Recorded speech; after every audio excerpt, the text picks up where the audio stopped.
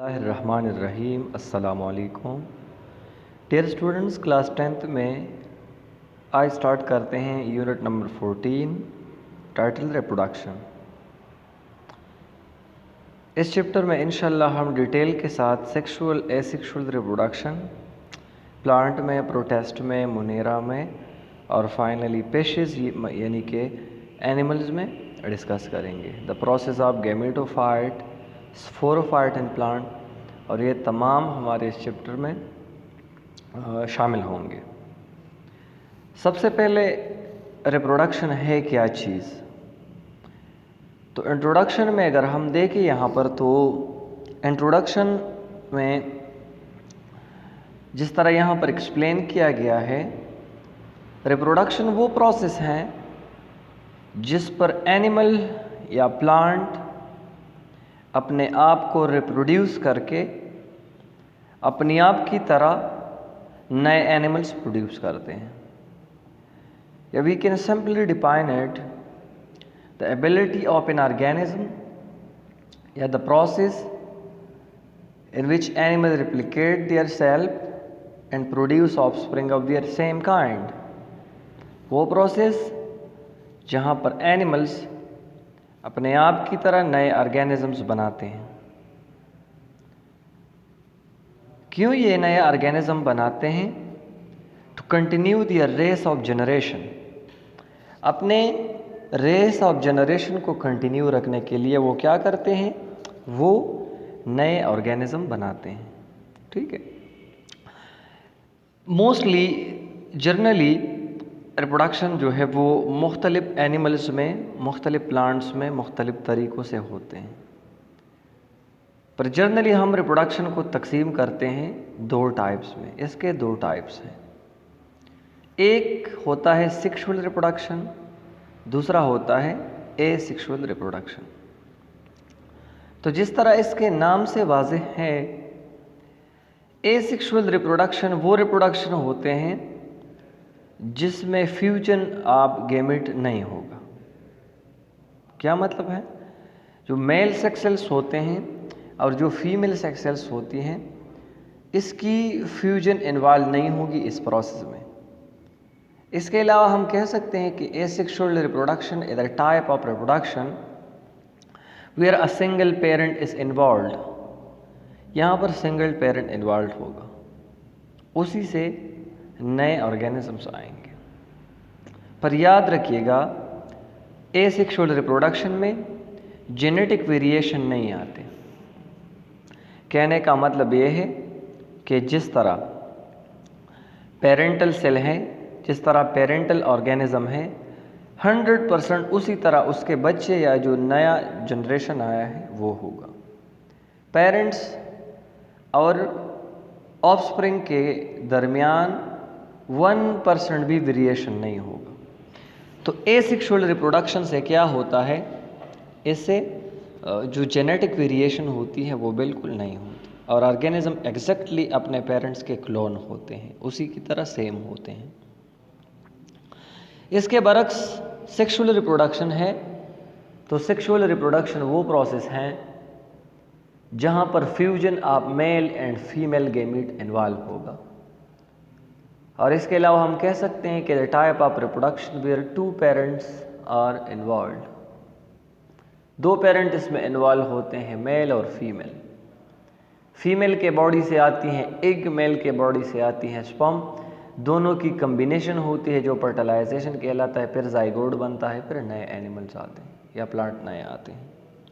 तो this is called sexual reproduction. और sexual reproduction में क्या होता है? इसमें जेनेटिक वेरिएशन आता है। जो नए ऑफस्प्रिंग बनते हैं, जो नए बच्चे बनते हैं, जो नए कमिंग F1 जनरेशन बनता है, वो अपने पेरेंट्स के साथ 100% जो है वो सेम नहीं होते। उनके साथ कुछ ना कुछ वेरिएशन इसमें होते हैं, माइनूर या ज़्यादा हो सकते हैं, पर कुछ ना कुछ वेरिएशन होती है। तो सेक्सुअल रिप्रोडक्शन क्या करता है? ये जेनेटिक वेरिएशन को क्रिएट करता है। ठीक है। Asexual reproduction in unicellular organism and plants.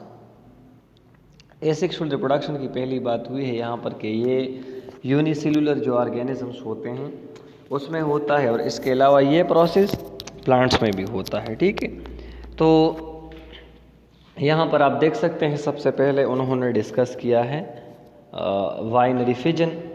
तो आप याद रखिए कि बाइनरी फिजन जो है मोस्टली ये प्रोसेस बैक्टीरिया में, अमीबा में, यूग्लिना में, क्लोमोडोमोनास में वगैरह इस तरह की चीज़ों में होता है। Mostly amoeba, euglena, bacteria and chlamydomonas, ये जो सिंगल सेल ऑर्गेनिज्म होते हैं प्रोकैरियोट हैं और प्रोटेस्ट हैं। इन तरह के इसी तरह ऑर्गेनिज्म में बाइनरी फिजन होता है। बाइनरी फिजन वो प्रोसेस है जो अच्छे हालात में, फेवरेबल कंडीशन में आकर होता है। इस प्रोसेस के दौरान बैक्टीरिया जो होती है या जो बैक्टीरियम है सिंगल, वो अपने डीएनए को डबल करता है, रिप्लिकेट करता है। जो नई डीएनए बनती हैं वो सेल के अपोजिट साइड पर मूव करती है। मतलब ये है कि एक सेल के वन एंड पर जाता है, दूसरा दूसरे एंड पर जाते हैं। और इसी टाइम में सेल वॉल जो होता है वो दरमियान में एक मेम्ब्रेन, सेंटर में एक मेम्ब्रेन कंस्ट्रक्ट करता है, एक नया सेल वॉल बनाता है, और इसी तरह 2 डॉटर सेल्स बनते हैं। तो जिस तरह आप यहाँ पर देख सकते हैं, सबसे पहले हमारे पास ये एक बैक्टीरियल सेल है। ये पहले इस बैक्टीरिया ने अपने साइटोप्लाज्म में जेनेटिक मटेरियल को डबल किया, डीएनए को रिप्लिकेट किया। फिर वही डीएनए एक एंड पर जाती है, दूसरी डीएनए दूसरी एंड पर जाती है, और दरमियान में एक वाल बनने की कोशिश की जा रही है।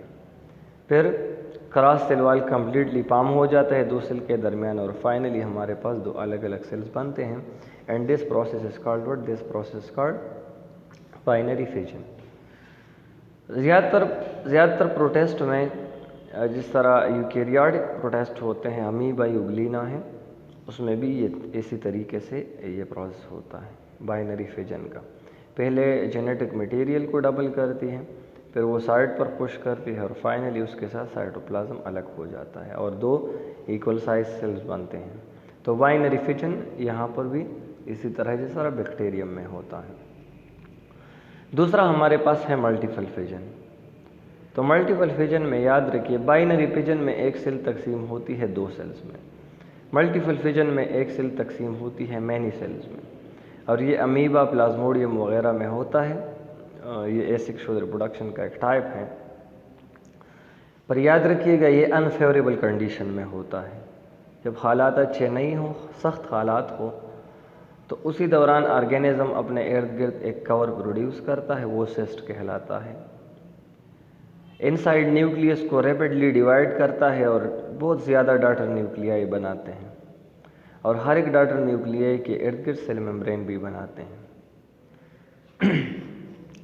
तो जब हालात अच्छे आ जाते हैं, फेवरेबल कंडीशन आ जाता है, ये अपने एक्सटर्नल कवर को ब्रेक करता है और अंदर से बहुत से ऑर्गेनिज्म निकल आते हैं, जिस तरह आप यहाँ पर देख सकते हैं। तो ये अनफेवरेबल कंडीशन में होता है। 3 नंबर पर हमारे पास है बर्डिंग। बर्डिंग का जो प्रोसेस है ये मोस्टली होता है यीस्ट में और जो फंजाई होते हैं।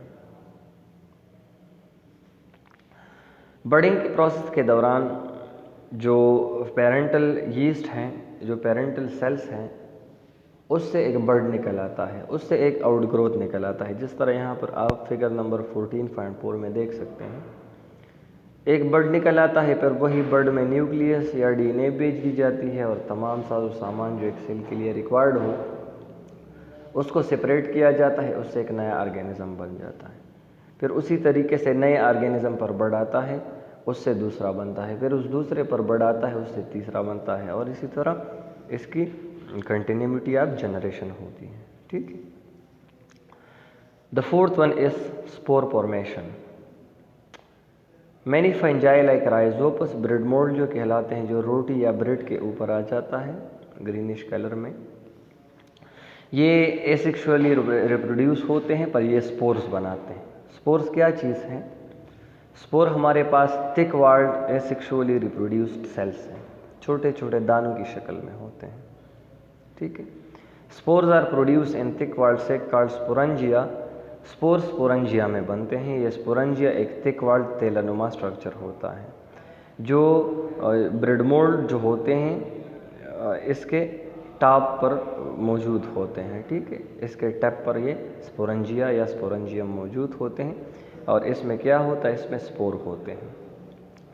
The spore are small, dry and light. ये खुश्क होते हैं, हल्के होते हैं और छोटे छोटे होते हैं। तो जब ये स्पोर मैच्योर हो जाते हैं, स्पोरेंजिया या स्पोरेंजियम बर्स्ट हो जाता है और इससे बाहर स्पोर निकल आते हैं। स्पोर हवा के साथ, इंसेक्ट्स के साथ या और चीज़ों के साथ वो स्प्रेड हो जाता है। In the first step the spore is discharge और release, in the second step it is dispersed away from the parents. फिर जब इन स्पोर्स को अच्छे कंडीशन मिलते हैं तो ये दोबारा क्या करते हैं, दोबारा ग्रो स्टार्ट करते हैं फेवरेबल कंडीशन में और नए पंजाई बनाते हैं, ठीक है। तो इसी तरीके से ये अपनी कंटिन्यूटी ऑफ जनरेशन करते हैं। तो यहाँ तक स्पोर फॉर्मेशन की बात थी। इंशाल्लाह कमिंग जो है इस एसेक्सुअल रिप्रोडक्शन का एक वेजिटेटिव एक में रिमेनिंग है प्लांट्स में, तो वो टॉपिक थोड़ा सा लंबा है, तो इंशाल्लाह कमिंग क्लास में डिस्कस करेंगे। इस क्लास में होम असाइनमेंट ये है कि राइट एंड मेमोराइज बर्डिंग का जो प्रोसेस है, बाइनरी फिजन का जो प्रोसेस है और जो मल्टीपल फिजन का प्रोसेस है वो राइट और मेमोराइज करना है। आज के लिए इंशाल्लाह ये काफ़ी होगा। फर्दर इस टॉपिक को कंटिन्यू करेंगे इंशाल्लाह कमिंग क्लास में।